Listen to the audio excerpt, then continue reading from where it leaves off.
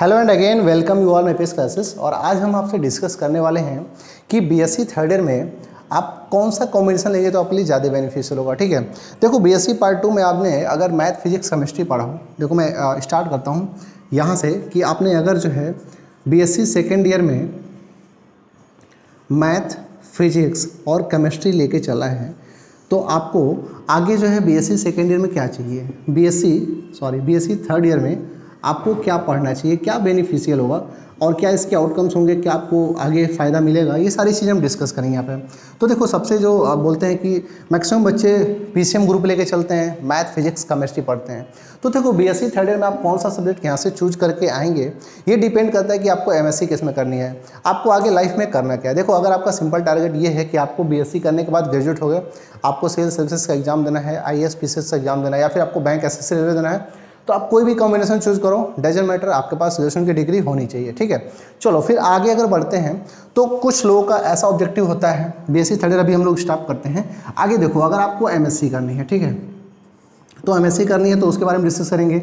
अगर आपको मान लो कुछ लोग होते हैं एमबीए करते हैं, ठीक है, कुछ लोग होते हैं वो एमसीए करते हैं, अच्छा कुछ लोग ऐसे होते हैं जो जाके एमए कर लेते हैं और एमए करने के बाद वो आईएएस वगैरह की तैयारी करते हैं, एग्जाम देते हैं और वो फॉर्चुनेटली आईएएस बन भी जाते हैं। तो देखो अभी हम लोग डिस्कस करते हैं कि पीसीएम ग्रुप के बाद जो है अगर ये आपने देखो क्या करना है, अगर आपको एमएससी मैथ करनी है, ठीक है, या फिर एमएससी फिजिक्स करनी है या फिर एमएससी केमिस्ट्री करनी है, तीनों बात हम बताते हैं।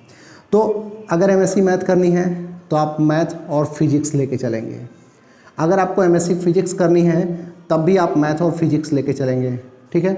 अगर आपको एमएससी केमिस्ट्री करनी है तो आप जो है मैथ और केमिस्ट्री लेके चलेंगे, ये ऑप्शन आपके लिए ज़्यादा सही है। देखो हर हालत में आपको मैथ्स लेके चलना बेनिफिशियल होगा। अब इसके पीछे लॉजिक क्या है, इसके पीछे रीज़न क्या है, देखो अगर आप जो है एमएससी केमिस्ट्री करते हो और आपका मैथ और केमिस्ट्री अगर ऑप्शन में है, आप अगर गेट का एग्ज़ाम देते हो और फॉर्चुनेटली आपको गेट क्वालिफाई होता है, तो गेट क्वालिफाई होने के बाद ओएनजीसी एनटीपीसी में आपको डायरेक्ट इंटरव्यू के लिए कॉल आता है और आपकी जो मिनिमम बेसिक पे स्केल होगी वो अबाउट जो है, ऐसे बोलते हैं ना कि जो 5400 पे स्केल चलती है, मतलब कि ऐसे बोल सकते हो कि जो एक लेक्चरर की जो सैलरी होती है यूपी गवर्नमेंट के अंदर, वो सैलरी वो प्रोवाइड करते हैं आपको, वो देते हैं।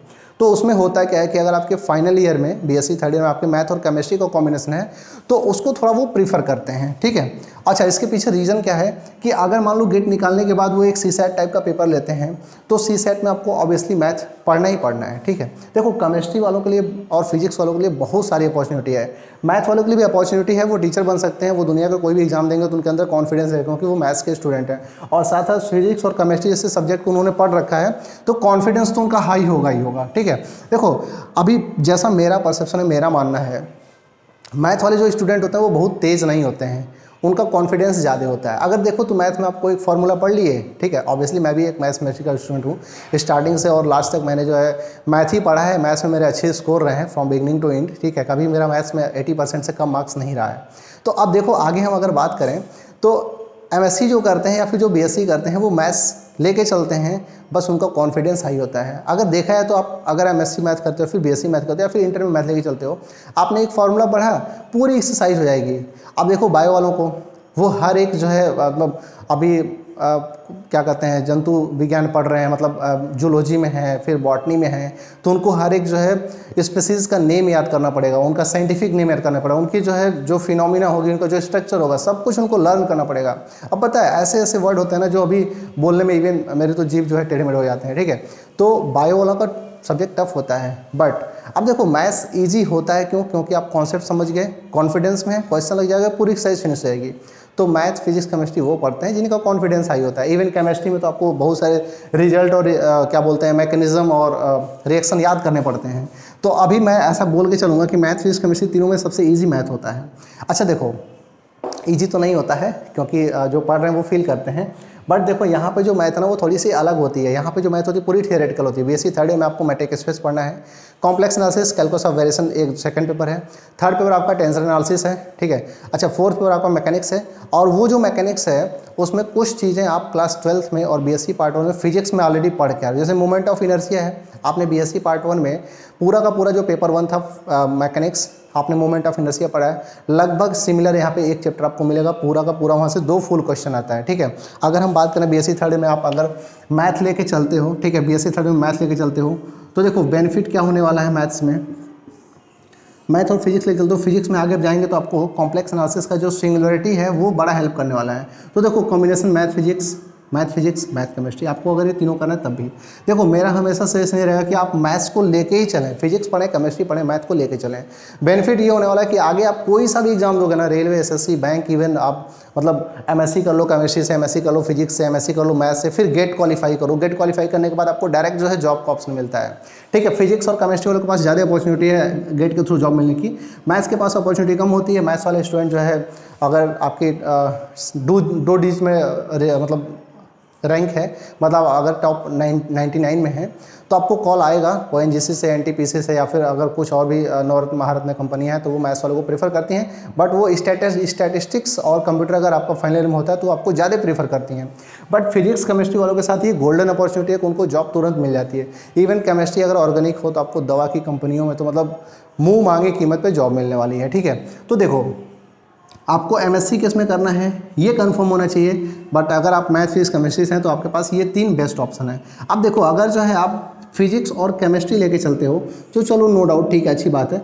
यहाँ पे आपको जो बेनिफिट मिलने वाला है, अगर आपने यूपी टीजीटी का एग्ज़ाम सोच लिया कि देना है और मुझे क्लास 10th में साइंस का टीचर बनना है, तो ये कॉम्बिनेशन आपको हेल्प करेगा। ठीक है, अदरवाइज़ ये सारे कॉम्बिनेशन काफ़ी अच्छे हैं।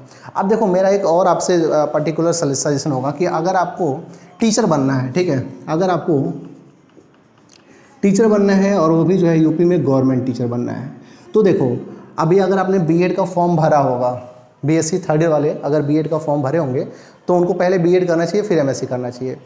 और अगर आप जो है टीचर बनना चाहते हो तो बीएससी सेकेंड ईयर के बाद थर्ड ईयर करो, थर्ड ईयर के बाद जो है एमएससी ना जाके आप पहले बीएड करो। ठीक है, मेरा आपको ये पर्सनल सजेशन होगा कि आप पहले बीएड करो। बीएड करने के बाद आप जो है क्लास एलकेजी से लेके, ठीक है, और क्लास 10th तक के टीचर बनने की एलिजिबिलिटी आपके अंदर आ जाती है। यूपी टेट यहाँ पर ऊपर दिख रहा है क्या, शायद दिख रहा होगा, ठीक है, सी टेट, ये एग्ज़ाम्स क्वालिफाई करने के बाद केंद्रीय विद्यालय से लगाए और यूपी गवर्नमेंट के सारे स्कूल में आपको जो है अच्छा खासा वैकेंसी आता है और आपको यहाँ पे इंटर करने के चांसेस मिलेंगे। तो बीएससी सेकेंड ईयर के बाद थर्ड ईयर करेंगे। थर्ड ईयर में अभी हम केवल पीसीएम लेके चल रहे हैं, आगे जिनका कॉम्बिनेशन अभी उसको हम डिस्कस करेंगे। तो यहाँ से आप एमएससी ना जाके पहले बीएड कर लेना, मेरा अपना पर्टिकुलर सजेशन है। अगर आपको एमएससी करना होगा नो डाउट करिएगा। अगर बीच में आपको आईआईटी जैम की तैयारी करनी है और इसके थ्रू यहाँ जाते हैं तो ये जो है बेस्ट ऑप्शन होता है। ठीक है, मतलब तब समझ लो ज़िंदगी आपकी कुछ किनारे आ गई। अदरवाइज आप नॉर्मल एमएससी आते हैं तो फिर एमएससी के बाद आपको घूम के यहाँ आना पड़ेगा, ये मेरा अनुभव है। ठीक है, आपको एमएससी के बाद घूम के यहाँ आना पड़ेगा और मैक्सिमम लोग घूम के आते हैं अगर जिनको टीचर बनने का इंटरेस्ट है तो। अच्छा देखो, अगर इसके बाद जो है आप बीएससी थर्ड ईयर के बाद अगर एमबीए करते हो, एमसीए करते हो, तो आप इसमें से कोई भी कॉम्बिनेशन लेके चलो। ठीक है, आपका मैथ होना चाहिए, फिजिक्स और केमिस्ट्री वाले कॉम्बिनेशन वाले यहाँ पे थोड़ा उनको दिक्कत होगा। ठीक है, और यहाँ वाले यहाँ जाते भी नहीं है क्योंकि यहाँ पे शायद ऐसा मैंने देखा है कि जो कैट और मैट के एग्ज़ाम होते हैं उसमें लिखा होता है कि फाइनल ईयर में आपको जो है मैथमेटिक्स या इकोनॉमिक्स वगैरह कुछ आपको पढ़ना शायद नेसेसरी है। ठीक है, अभी मुझे करंट इसका इन्फॉर्मेशन एग्जैक्ट नहीं क्योंकि ये बदलता रहता है। फिलहाल अब हम बात करेंगे जो यहाँ पे मैथ फिजिक्स के साथ जो है कंप्यूटर साइंस पढ़े हैं, ठीक है, कंप्यूटर एप्लीकेशन पढ़े हैं, डिफेंस पढ़े हैं, आर्ट का कोई सब्जेक्ट है, कुछ भी है। तो देखो सिंपल सी बात है ना, ये जितने भी कॉम्बिनेशन हैं हमारे यूनिवर्सिटी गोरखपुर में, इससे अगर आप बीएससी कर भी लेते हो तो एमएससी में आपको यहाँ से बड़ा एडवांटेज नहीं मिलने वाला है। अच्छा, अगर आप मैथ और कंप्यूटर साइंस लेके चलते हो तो ठीक है, आगे जो है अगर आप एमएससी आईआईटी से करते हो, आईआईटी जैम निकाल के, तो आपके लिए बड़ा बेनिफिशियल होने वाला है। और अपनी यूनिवर्सिटी से कई बच्चे ऐसे भी हैं जो एमएनआईटी से एमएससी किए और एमएससी करने वालों को अच्छा खासा पैकेज मिल गया अच्छी खासी कंपनी में। तो देखो सिंपल सी बात है, अभी पूरा जो मैंने आपसे डिस्कशन किया यहाँ पे सबसे अच्छा जो कॉम्बिनेशन है वो मैथ फिजिक्स, मैथ केमिस्ट्री, ये कॉम्बिनेशन अगर कोई ले रहा है तो ये समझ लो कि वो जो है ये टीचर वाला फोकस किया है, मैक्सिमम टीचर वाला फोकस किया है। ऐसा नहीं है, मैं ऐसे ह्यूमिलेट नहीं करना चाहता हूँ। देखो हो सकता है कि केमिस्ट्री और फिजिक्स में इंटरेस्टेड हो, आगे चल के वो केमिस्ट्री से आईएएस का मेंस लिखे, नो डाउट अच्छा करेगा। ठीक है, हो सकता है फिजिक्स से वो आईएएस का मेंस लिख दे, कोई बहुत टफ एग्ज़ाम नहीं है। अगर आप पढ़ते हो तो सारे एग्ज़ाम बिल्कुल आपके मुट्ठी में है, नहीं पढ़ते हो तो सिंपल अभी जो पेट का एग्ज़ाम होने वाला है, ठीक है, 20 तारीख को, वो भी आपसे नहीं निकलेगा। आपको पढ़ना है और खूब मन से पढ़ना है। और पढ़ना कैसे है, अकॉर्डिंग टू सलेबस, क्योंकि सलेबस से बियॉन्ड कोई भी एग्ज़ाम नहीं होता है। ये मेरा अपना पर्सनल अनुभव है। ठीक है, कि आप अगर सलेबस के अकॉर्डिंग पढ़ते हो तो आप कभी भी, मतलब देखो टॉप तो हम नहीं बोलेंगे, आप जो है टॉप तो नहीं करेंगे, लेकिन अगर सलेबस के अकॉर्डिंग पढ़ेंगे तो आप पास ज़रूर होंगे। ठीक है, आपका सिलेक्शन जरूर होगा। अब हम ये नहीं बोलेंगे कि आप जो है रैंक 1 लेके आ जाएंगे, नहीं, आप जो है पास जरूर होंगे। तो देखो फिलहाल अभी मेरा सजेशन सिर्फ इतना है कि अगर आपने पीसीएम ग्रुप को लेके चला है और आपको एमएससी मैथ करनी है, एमएससी केमिस्ट्री करनी है, एमएससी फिजिक्स करनी है, तो देखो एमएससी मैथ करना है तो आप इसमें कुछ भी लेके चल सकते हो। लेकिन अगर आपको एमएससी फिजिक्स करना है तो सिर्फ ये 2 ऑप्शन है, एमएससी केमिस्ट्री करना सिर्फ ये ऑप्शन है, ये भी लेके चल सकते हो, ठीक है। तो ये सारे आपके ऑप्शन हैं। अब देखो यहाँ पे जो सीए वाले हैं, सीएस वाले हैं, ये अगर थर्ड ईयर में ले लेते हैं तो नंबर अच्छे मिल जाते हैं। बट मान लो आपने फिजिक्स, ठीक है, और इलेक्ट्रॉनिक ले लिया, आपने मैथ और कंप्यूटर साइंस ले लिया, तो यहाँ पे डिपेंड ये करता है कि थर्ड ईयर में ये सब्जेक्ट पढ़ने के बाद आप यहाँ पे एमएससी में अप्रोच किससे करोगे। अगर आपको मैथ से अप्रोच करना है तो नो डाउट आप कुछ भी ले लो, डिफेंस ले लो, इलेक्ट्रॉनिक ले लो, कुछ भी ले लो। मैथ्स पढ़ना है तो कुछ भी लेके चलो, बट मैथ्स एक होना चाहिए, ठीक है। तो फिलहाल मुझे ऐसा लगता है कि आपको मेरे इस वीडियो से कुछ हेल्प मिला होगा और आप जो है जो भी सब्जेक्ट चूज करेंगे पूरे मतलब होश हवास में चूज करिएगा कि आपको आगे क्या करना है, क्योंकि बीएससी थर्ड ईयर के बाद आपका कैरियर डिसाइड होता है। और देखो सिंपल सी बात ये है, पर्सनल सजेशन है, अगर आपको टीचिंग सेक्टर में जाना है तो बीएससी थर्ड ईयर के जस्ट बाद बीएड करना, फिर एमएससी पे जाना। अगर आईआईटी जैम के थ्रू होता है तो एमएससी तुरंत कर लो, क्योंकि आईआईटी जैम निकालने के बाद आपके पास बहुत सारे ऑप्शंस होते हैं। आईआईटी से आप पढ़ के आओगे तो आपके मतलब नॉर्मल भी किसी भी इंस्टीट्यूशन में जाओगे तो आपको अच्छा खासा पैकेज मिल जाएगा। गवर्नमेंट सेक्टर या फिर नॉन गवर्नमेंट सेक्टर आपको काफ़ी जो है, एक होता है ना कि रेपुटेटेड इंस्टीट्यूट से पढ़े हैं तो आपको उसका एडवांटेज ज़रूर मिलेगा। फिलहाल नहीं करोगे तो एमएससी के बाद बीएड करना पड़ेगा, फिर ये यूपी टेट, सी टेट और फिर अभी पीजीटी, टीजीटी निकाल के फिर आप गवर्नमेंट टीचर बनेंगे। वैकेंसीज आती रहती हैं, जो जूनियर की वैकेंसी होती है और जो प्राइमरी वैकेंसी होती है वो लगभग हर साल आती है, 1-2 साल पर आती है। ऊपर अगर देखें क्लास 10th और 12th के टीचर की वैकेंसी, टीजीटी, पीजीटी, तो वो अल्टरनेट मतलब 2-2 साल पे आती है या फिर 3 साल पे आती है। तो देखो पढ़ते रहोगे तो गवर्नमेंट जॉब आज लगेगी, कल लगेगी, परसों लगेगी, लेकिन लग जरूर जाएगी अगर लगे रहोगे तो।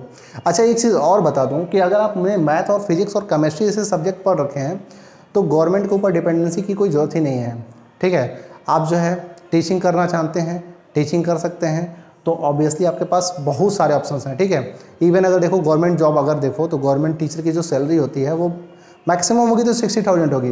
बट अगर आपके पास फिजिक्स, केमिस्ट्री और मैथ जैसे सब्जेक्ट का नॉलेज है, अगर आपने जेईई मेंस को पढ़ाना स्टार्ट कर दिया तो देखो अभी कोटा वोटा में जो अच्छे खासे इंस्टीट्यूशन हैं वो करोड़ों के पैकेज देते हैं।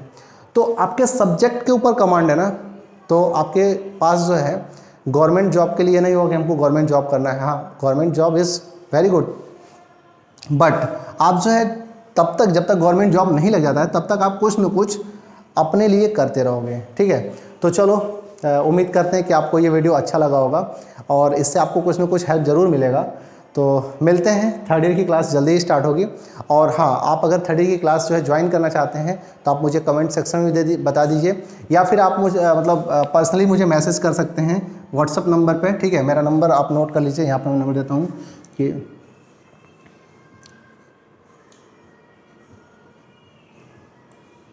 आप मुझे पर्टिकुलरली इस पर्टिकुलर नंबर पे मैसेज करिएगा, ठीक है। हमारा पेड कोर्स जल्दी स्टार्ट होने वाला है और हम बीएससी थर्ड ईयर की पूरी मैथ्स आपकी कंप्लीट करेंगे बिफोर 26 जनवरी 2022, ठीक है।